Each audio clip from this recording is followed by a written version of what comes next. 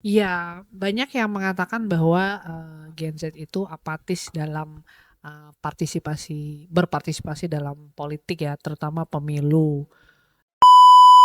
Partisipasi pemilu itu sebenarnya sudah mencapai target, hanya belum sesuai apa yang diharapkan oleh KPU Kabupaten Selatan.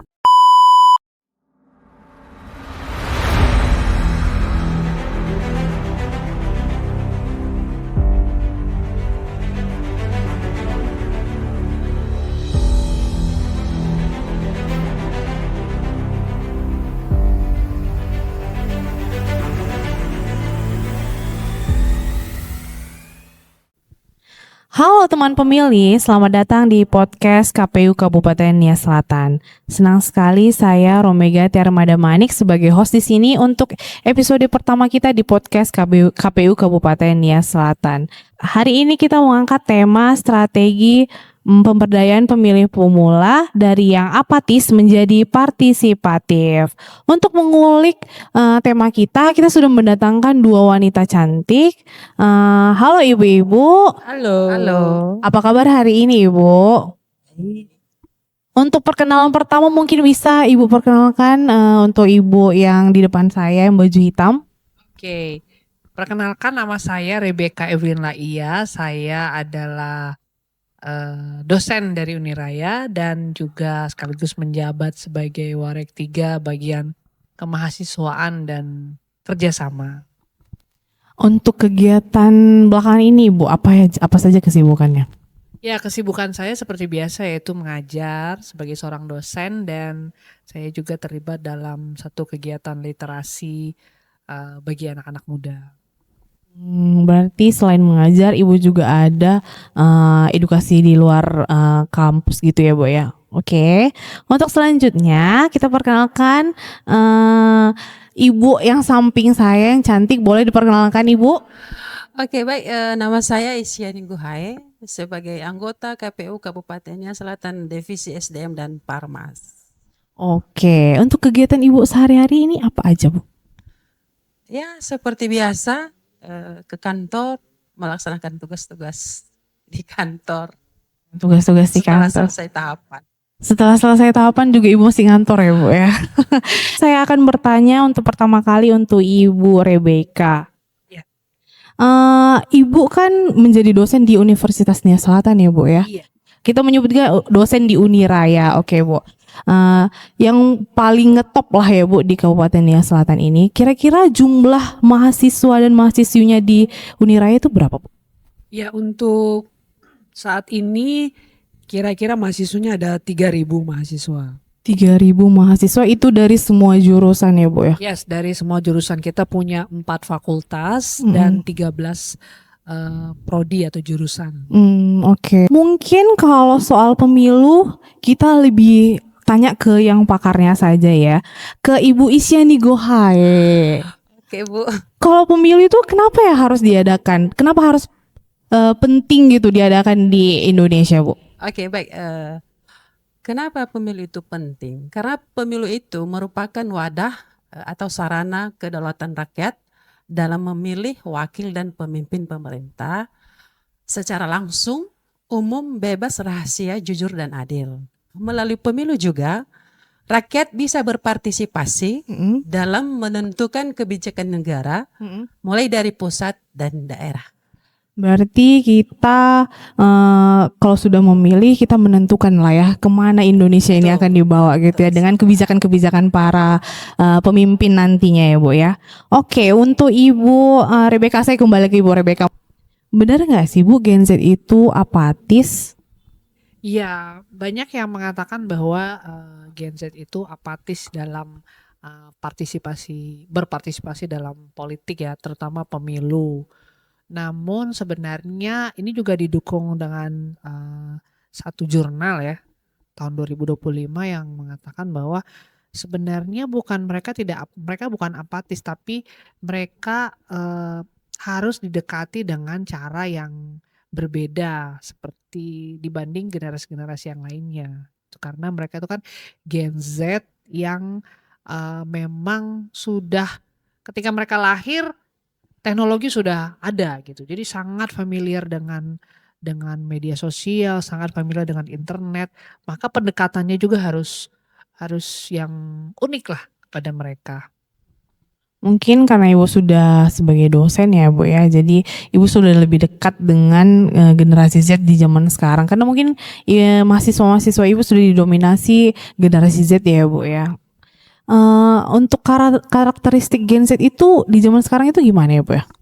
Ya, jadi karakteristik ini yang seperti saya katakan tadi bahwa mereka tuh sudah lahir bersamaan dengan, maksudnya mereka sudah ada di dalam ruang lingkup teknologi, baik itu internet, sosial media, gitu. Jadi karakter mereka itu mereka apa namanya, ingin didekati dengan cara dengan tidak menggurui gitu. Jadi mereka mau dilibatkan, mereka juga tidak mau terlalu banyak diceramahi begitu ya. Jadi memang pendekatan-pendekatan mereka itu harus lebih kepada bagaimana supaya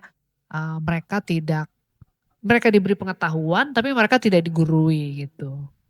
Mungkin pendekatannya mungkin lebih tidak menggurui karena mungkin mereka sudah akses media sosial mereka mungkin sudah lebih mudah didapat ya Bu ya. Jadi kalau misalnya mereka mendapat informasi dari ibu-ibu, saya juga sudah tahu kok itu gitu. Jadi kayak mungkin agak pendekatannya secara unik untuk menyampaikan informasi ya. Untuk Ibu Isyani Gohae, saya mau menanya gimana sih Ibu partisipasi pemilu di 2024 kemarin? Apakah sudah mencapai ekspektasi KPU di Kabupaten Nia Selatan? Dilihat dari yang sudah kita jalankan, partisipasi pemilu itu sebenarnya sudah mencapai target, hanya belum sesuai apa yang diharapkan oleh KPU Kabupaten Nia Selatan. Karena bisa kita lihat dari persentase pemilu dan pilkada hanya dalam waktu beberapa bulan, persentase pemilu di pilkada itu turun sehingga partisipasi itu menurun. Menurunnya partisipasi pemilu itu bisa saja karena misalnya kekurangan informasi, tidak ada niat, karena kurang edukasi tadi, kurang pemahaman. Kita mungkin di pihak KPU lebih mengedukasi lagi ya Bu ya, mungkin dari platform media sosial, sosialisasi, mungkin ke kampus maupun ke desa maupun kabupaten gitu ya Bu ya. Untuk Ibu Rebecca, pentingkah partisipasi politik itu diterapkan di kampus? Ya, penting sekali karena ini kan bisa membawa mereka juga paham terhadap pemilihan umum yang sesungguhnya. Karena dengan terlibat di dalam pemilihan umum, maka sebenarnya ini akan mengarahkan kemana negara ini dibawa begitu. Dan ya kami sudah melaksanakan itu sih. Artinya bagaimana mengedukasi mereka secara langsung malah dengan melakukan demokrasi dalam melakukan pemilihan BEM gitu. Jadi ini prosesnya sama seperti yang dilakukan oleh KPU. Jadi dimulai dari pembentukan komisi pemilihan umum mahasiswa, kemudian dibuka pendaftaran siapa yang ingin mendaftar sebagai ketua dan calon wakil. Jadi mereka biasanya mendaftar berpasangan ya, ketua dan wakil. Kemudian juga ada prasyarat tertentu ya untuk mereka yang bisa ikut itu mereka harus sudah pernah mengikuti yang namanya latihan dasar kepemimpinan mahasiswa. Jadi kami juga selama 3 tahun berturut-turut ini juga mengadakan latihan dasar kepemimpinan gitu. Jadi ya sama seperti di dalam KPU kan mereka yang ingin mendaftar di dalam pemilihan umum tuh harus punya latar belakang yang kualifikasi pendidikan lah, kualifikasi macam-macam. Jadi kami kualifikasinya adalah mereka sudah terlibat dalam sudah mengikuti latihan dasar kepemimpinan. gitu. Berarti secara tidak langsung kampus sudah mengedukasi dari proses BEM itu ya Bu ya. Ya, Jadi proses BEM itu kan seperti pemilu ya Bu betul, ya. betul. Jadi secara tidak langsung mereka sudah memahami proses dari awal hingga akhir pemilihan pemilu yang kayak diterapkan di kampus ya Bu ya. Betul, betul. Apa aja strategi yang diterapkan di kampus untuk meningkatkan pemilihan pemilu itu Bu? Ya, tadi selain tadi sudah dijelaskan bahwa kita mengadakan pemilihan BEM itu dengan cara demokrasi sama seperti yang dilakukan oleh KPU secara nasional, dan juga bagian-bagian atau isi dari tentang pengetahuan tentang pemilihan umum tentunya juga diintegrasikan dalam mata kuliah yang diajarkan kepada mereka ya, biasanya mata kuliah umum ya seperti pendidikan Pancasila, atau ya mata kuliah yang lain lah, mata kuliah umum yang itu bisa diintegrasikan. Kemudian juga mendorong keterlibatan para mahasiswa untuk menjadi penyelenggara pemilihan umum. Jadi karena kampus juga bekerja sama dengan KPU, jadi KPU itu mengirimkan kami surat gitu, pendaftaran untuk menjadi penyelenggara, ada KPPS dan lain-lain, dan banyak mahasiswa yang juga terlibat di situ. Jadi saya rasa itu sih strategi kami. Jadi secara tidak langsung kampus juga memfasilitasi pendidikan pemilu gitu ya Bu. Jadi Ya, teorinya dapat dan pemilihan BEM-nya juga secara langsung juga sudah praktek ya. Oke Bu. Kalau untuk KPU Bu, gimana strategi dalam meningkatkan pemilihan pemilu? Oke, sebenarnya banyak cara, banyak strategi KPU dalam melaksanakan sosialisasi pemilu itu. Melalui sosialisasi secara langsung maupun dengan media sosial. Beberapa kita sudah melaksanakan sosialisasi misalnya ke kampus dengan metode nonton bareng, sosialisasi ke SMK, sosialisasi melalui kaum marginal, itu ibu-ibu. Kemudian kemarin juga kita sudah mengutus duta pemilih di setiap sekolah, artinya kita berharap duta ini nanti menjadi agen, menjadi penyampaian informasi bahwasanya pemilih itu penting, sehingga teman-teman yang lain, Gen Z yang lain itu memiliki pemahaman, karena ada keterwakilan dari mereka yang paham akan proses pemilihan itu.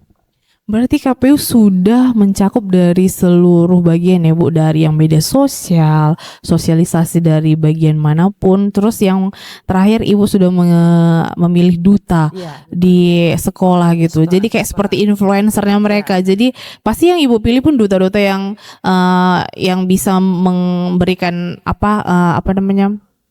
pengaruh kepada siswa-siswa yang lain gitu ya Bu ya. Tentu kan itu sekolah sudah memilih sekolah yang siswa yang terbaik, artinya yang mungkin barangkali menurut gurunya memiliki pemahaman, bisa lah kemudian sosialisasinya juga kemarin bahkan kita sampai ke desa-desa dengan sosialisasi keliling. Itu. Bahkan sampai ke desa ya Bu ya. Tidak ini ya Bu ya, tidak di satu tempat aja. KPU berusaha untuk mensosialisasikan pemilu sampai ke bagian-bagian terkecilnya juga ya Bu ya. Untuk ibu-ibu yang di samping saya, apa nih untuk Ibu Rebecca untuk pertama kali, apa nih pesan-pesan untuk generasi Z ini di zaman sekarang?